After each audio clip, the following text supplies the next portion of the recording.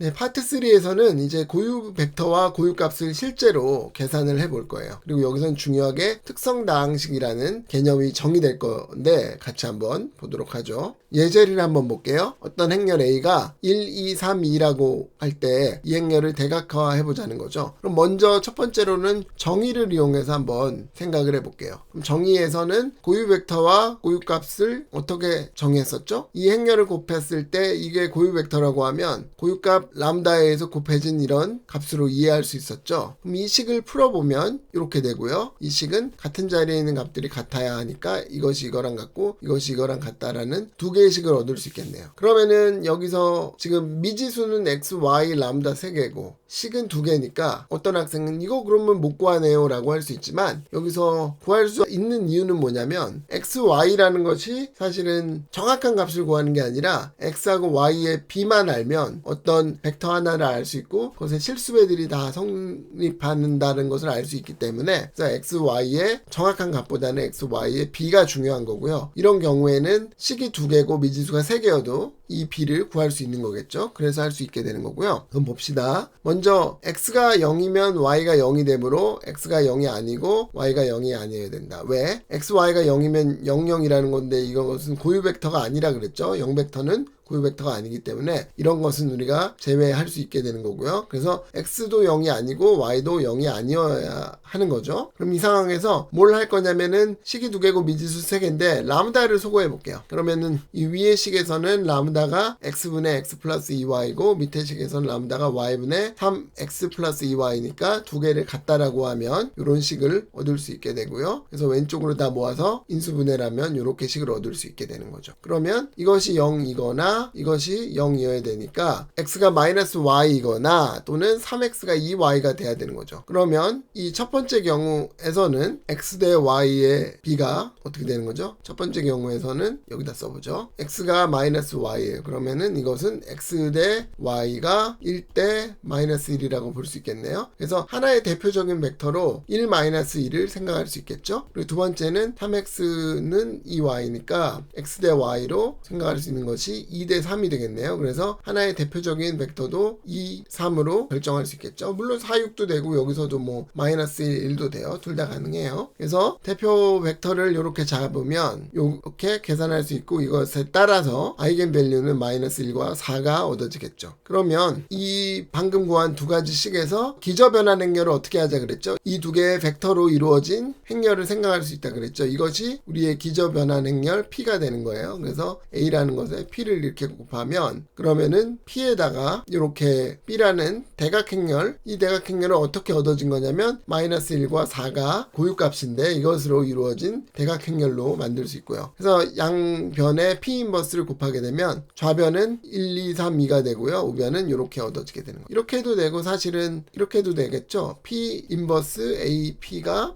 B다라는 것을 얻을 수도 있겠네요. 대각화에 의한 대각행렬을 마이너스 1, 0, 0, 4로 구할 수 있게 되는 거죠. 그래서 방금은 고유값과 고유 벡터 그리고 대각화까지를 뭘 했냐면 고유값과 고유 벡터의 정의를 이용해서 했는데요. 좀 계산이 복잡하죠. 굉장히 복잡했어요. 그래서 좀 이걸 간소화할 수 있는 방법이 뭐냐라고 생각할 수 있는데 그것이 바로 고유값을 먼저 구하는 방법이에요. 고유값과 고유 벡터의 정의로부터 AV가 람다 V인 V와 람다를 구하는 것이 우리의 목표잖아요. 이 식을 변환을 해보면 오른쪽의 식은 람다 V는 람다 I 곱하기 V로 쓸 수 있죠. I는 곱하나 마나한 행렬이니까. 그러면은 이것을 넘기게 되면은 람다 I 마이너스 A를 V로 곱한 것이 0벡터라는 거죠. 그러면은 우리 지금 상황은 뭐냐면 V가 0벡터면 당연히 해가 되는데 V가 0벡터가 아닌 경우에도 지금 해가 되는 경우가 있는 거잖아요. 왜냐면 우리가 이제 아이겐벡터가 있다라고 가정을 해보면 0벡터가 아닌 다른 벡터가 존재하기 때문에 이 행렬의 디터미넌트를 계산하면 0이 나와야 되겠네요. 그래서 이걸 통해서 람다를 먼저 구할 수 있고요. 실제로는 이거 아주 굉장히 계산이 좋은 방법이에요.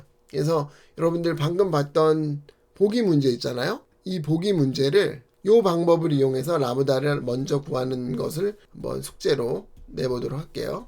그래서 이게 굉장히 유용한 것이 되죠. 디터미넌트 람다 i 마이너스 a. 이것이 0이다라는 것을 특성 방정식, 영어로는 캐릭터리스틱 이퀘이션이라고 하고요. 이 디터미넌트 값을 특성 다항식, 캐릭터리스틱 폴리노미얼이라고 말합니다. 그래서 이것은 고유 값을 결정하는 데 있어서, 그리고 고유 벡터를 결정하는 데 있어서 아주 중요한 식이 되는 거죠. 그래서 연수 문제가 하나 나와 있는데 봅시다. 행렬의 대각화를 이용해서 다음과 같이 정의되는 피보나치 수열의 일반항을 구하여라. 그래서 피보나치 수열의 일반항 구하기 쉽지 않다 그랬는데 대각화를 이용하면 가능하다는 거예요. 여러분들이 한번 시도해 보기 바랍니다. 이상으로 6.1절의 내용을 모두 마칠게요.